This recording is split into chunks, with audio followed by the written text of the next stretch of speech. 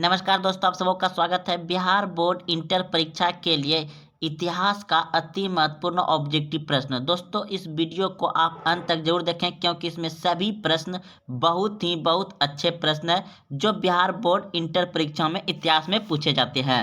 तो पहला प्रश्न आप देख रहे हैं, राखल दास बनर्जी को मोहनजोदड़ो के अवशेष किस वर्ष मिले? राखल दास बनर्जी को मोहनजोदड़ो के अवशेष किस वर्ष मिले? ऑप्शन है 1920 ईस्वी में, ऑप्शन बी 1921 ईस्वी में, ऑप्शन सी 1922 ईस्वी में, ऑप्शन डी 1923 ईस्वी में।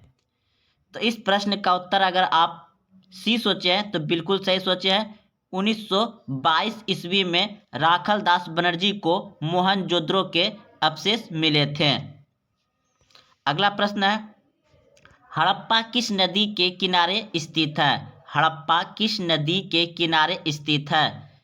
Sindhu, Vyas, option C Sutlej, option D Ravi.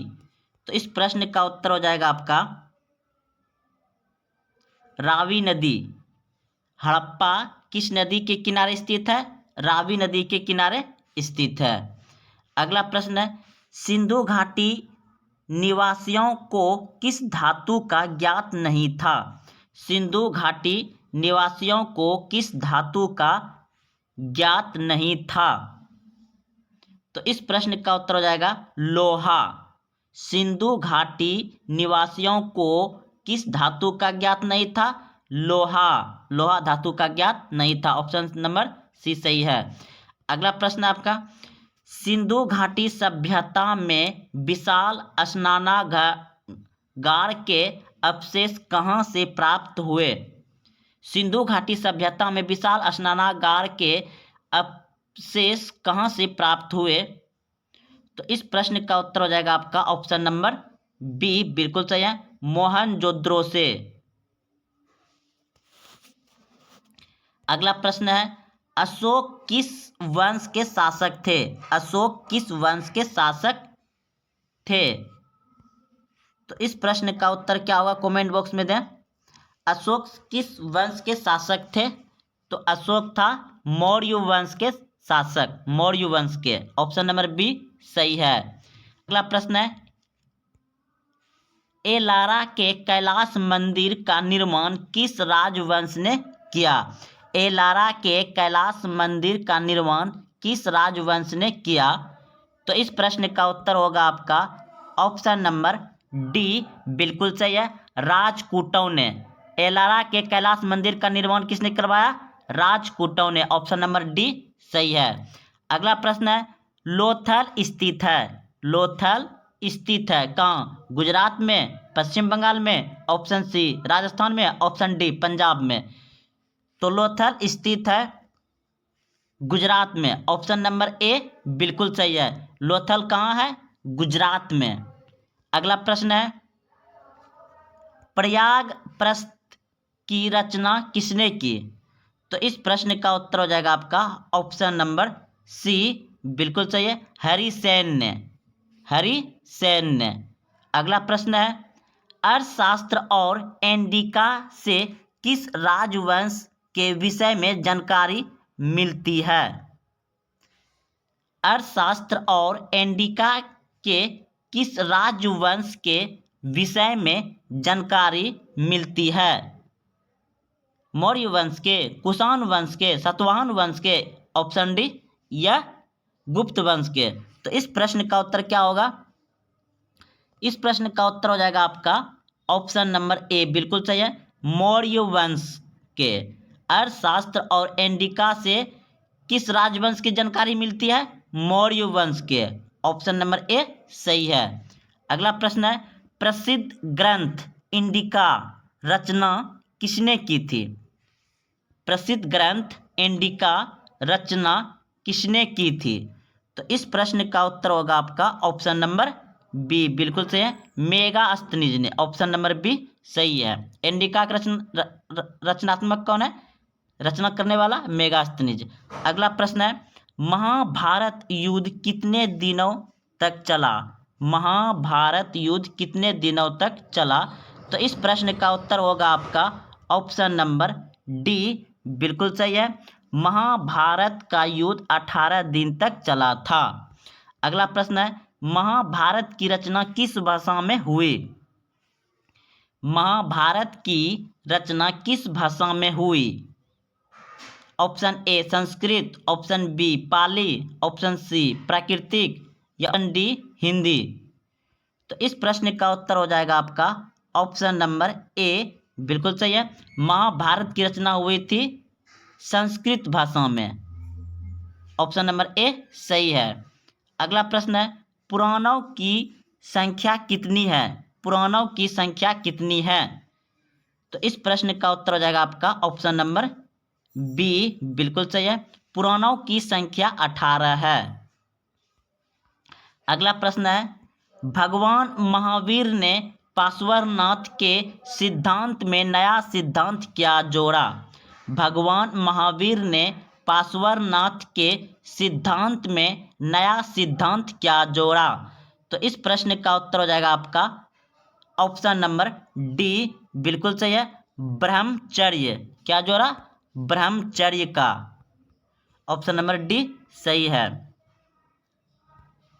अगला प्रश्न है, त्रिपिटक साहित्य है, त्रिपिटक साहित्य है किसका? जैन धर्म का, बौद्ध धर्म का, शैव धर्म का या वैष्णव धर्म का? तो इस प्रश्न का उत्तर हो जाएगा आपका ऑप्शन नंबर बी, बिल्कुल सही है। त्रिपिटक साहित्य है बौद्ध धर्म का, बौद्ध धर्म का। ऑप्शन नंबर बी सही है। अगला प्रश्न है,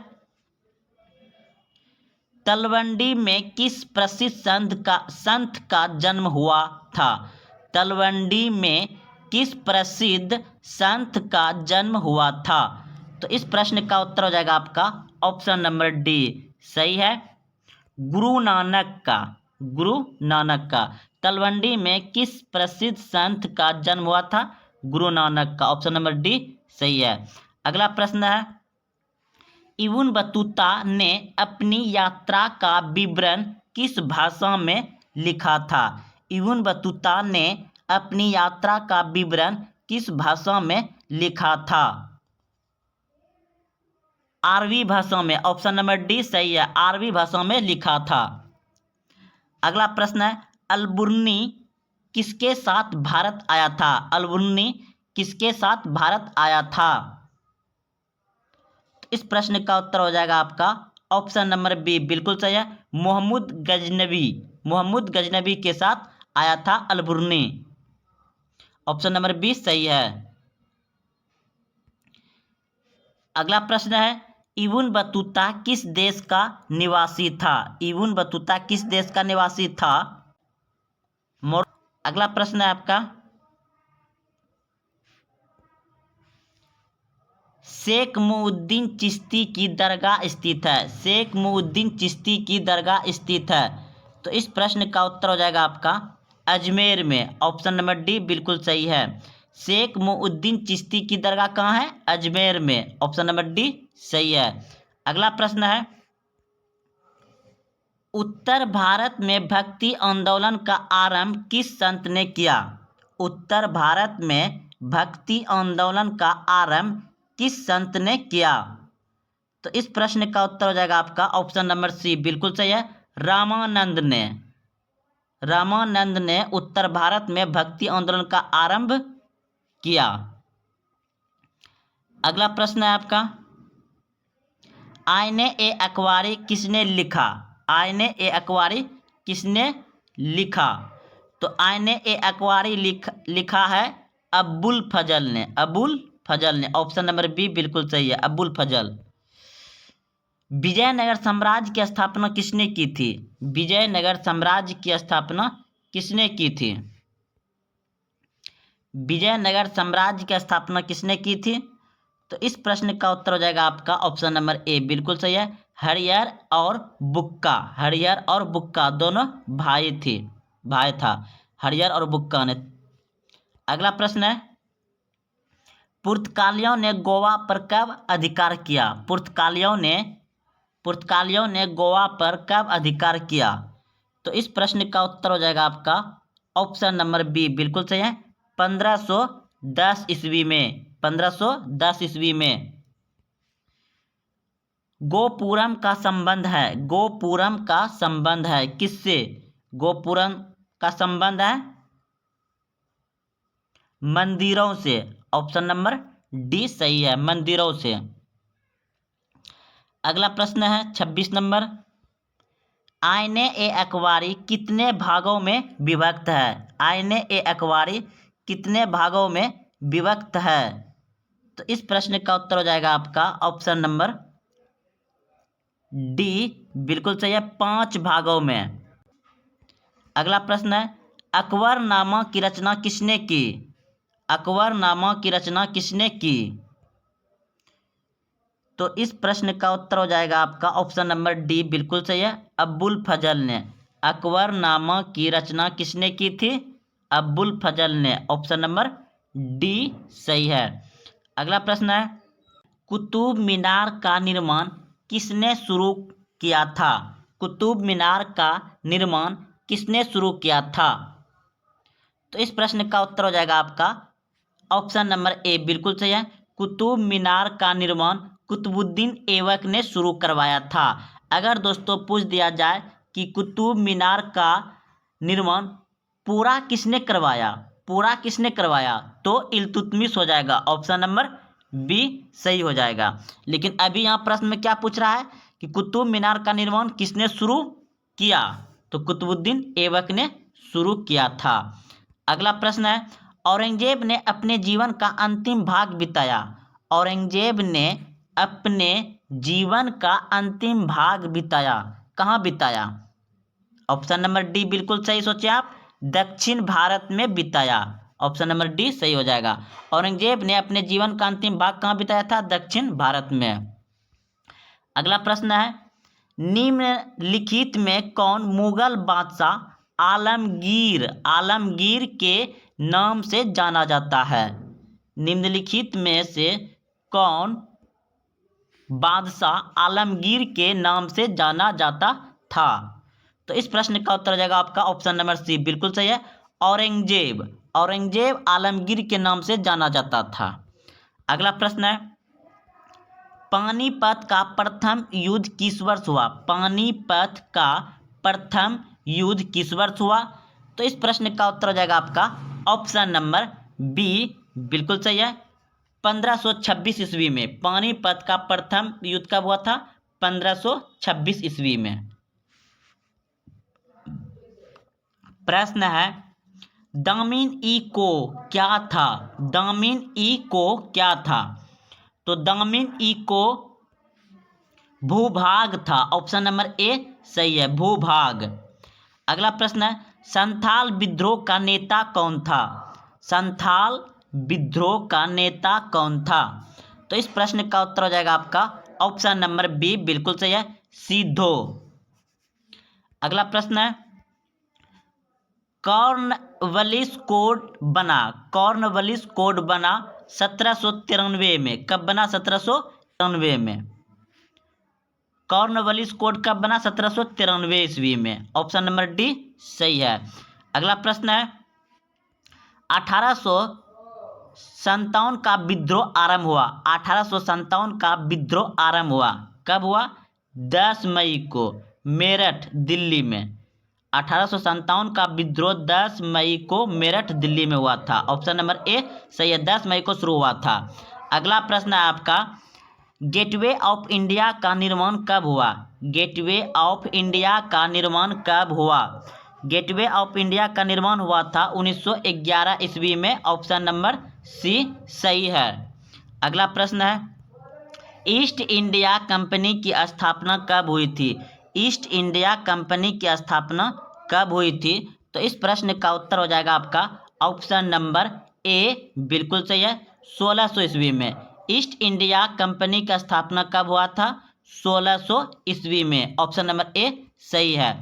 अगला प्रश्न आपका, जलियांवाला बाग हत्याकांड किस वर्ष हुआ? जलियांवाला बाग हत्याकांड किस वर्ष हुआ?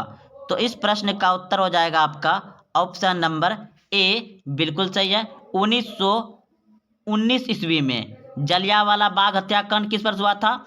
1919 ईस्वी में हुआ था। अगला प्रश्न आपका, डांडी किस राज्य में स्थित है? डांडी किस राज्य में स्थित है? तो इस प्रश्न का उत्तर हो जाएगा आपका ऑप्शन नंबर सी, बिल्कुल सही है, गुजरात में। डांडी किस राज्य में है? गुजरात में।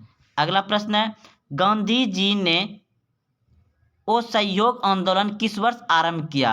गांधी जी ने असहयोग आंदोलन किस वर्ष आरंभ किया? तो इस प्रश्न का उत्तर हो जाएगा आपका ऑप्शन नंबर ए, बिल्कुल सही है, 1920 ईस्वी में। गांधी जी ने असहयोग आंदोलन कब आरंभ किया था? 1920 ईस्वी में। अगला प्रश्न है, बिहार में चंपारण सत्याग्रह कब शुरू हुआ? बिहार में चंपारण सत्याग्रह कब शुरू हुआ? तो 1917 ईस्वी में। ऑप्शन नंबर बी सही है। अगला प्रश्न है, पूना समझौता किस वर्ष हुआ था? पूना समझौता किस वर्ष हुआ था? तो पूना समझौता हुआ था 1932 ईस्वी में। ऑप्शन नंबर ए बिल्कुल सही है। पूना समझौता किस वर्ष हुआ था? 1932 ईस्वी में हुआ था। अगला प्रश्न आपका, भारतीय संविधान की प्रारूप समिति के अध्यक्ष कौन थे? भारतीय संविधान की प्रारूप समिति के अध्यक्ष कौन थे? तो इस प्रश्न का उत्तर हो जाएगा आपका ऑप्शन नंबर डी, बिल्कुल सही है, B R Ambedkar. B R Ambedkar. अगला प्रश्न है, भारतीय संविधान के अनुसार संप्रभुता निहित है। भारतीय संविधान के अनुसार संप्रभुत्व निहित है। तो इस प्रश्न का उत्तर हो जाएगा आपका संविधान में। ऑप्शन नंबर डी सही है। अगला प्रश्न है, स्वतंत्र भारत के पहले गवर्नर जनरल कौन थे? स्वतंत्र भारत के पहले गवर्नर जनरल कौन थे? तो सी राजगोपालाचारी। जब भारत स्वतंत्र हुआ तो उसमें गवर्नर जनरल कौन बना भारत का? सी राजगोपालाचारी, ये भारतीय थे। अगला प्रश्न है, भारत छोड़ो आंदोलन किस वर्ष हुआ? भारत छोड़ो आंदोलन किस वर्ष हुआ? तो इस प्रश्न का उत्तर क्या होगा? कमेंट बॉक्स में उत्तर दें। भारत छोड़ो आंदोलन हुआ था 1942 ईस्वी में। ऑप्शन नंबर डी सही है, 1942 ईस्वी। अगला प्रश्न है, संथाल विद्रोह कब हुआ? संथाल विद्रोह कब हुआ? तो इस प्रश्न का उत्तर हो जाएगा आपका ऑप्शन नंबर ए, बिल्कुल सही है, 1855 ईस्वी में संथाल विद्रोह हुआ था, 1855 ईस्वी में। अगला प्रश्न है, ईस्ट इंडिया कंपनी की स्थापना कब हुई? ईस्ट इंडिया कंपनी की स्थापना हुई थी 1600 ईस्वी एडी में। 1600 एडी में। ऑप्शन नंबर ए सही है। प्रश्न है, बिहार में चंपारण सत्याग्रह कब शुरू हुआ? बिहार में चंपारण सत्याग्रह कब शुरू हुआ? तो इस प्रश्न का उत्तर हो जाएगा आपका ऑप्शन नंबर बी, बिल्कुल सही है, 1917 ईस्वी में। अगला प्रश्न है, भारतीय राष्ट्रीय कांग्रेस की स्थापना कब हुई? भारतीय राष्ट्रीय कांग्रेस की स्थापना कब हुई? तो इस प्रश्न का उत्तर कमेंट बॉक्स में दीजिए। 1885 ईस्वी में। 1885 ईस्वी में। ऑप्शन नंबर बी बिल्कुल सही है। तो दोस्तों, ये 50 अति महत्वपूर्ण ऑब्जेक्टिव प्रश्न थे इतिहास से, और ऐसे ही प्रश्न पूछे जाएंगे आपको बिहार बोर्ड में। अगर आप यहाँ तक आए हैं तो कमेंट जरूर करें आपको कैसा लगा। और हाँ, अभी तक आप चैनल को सब्सक्राइब नहीं किए तो चैनल को सब्सक्राइब कर लें और अपने दोस्तों में शेयर जरूर करें। जय हिंद, जय भारत।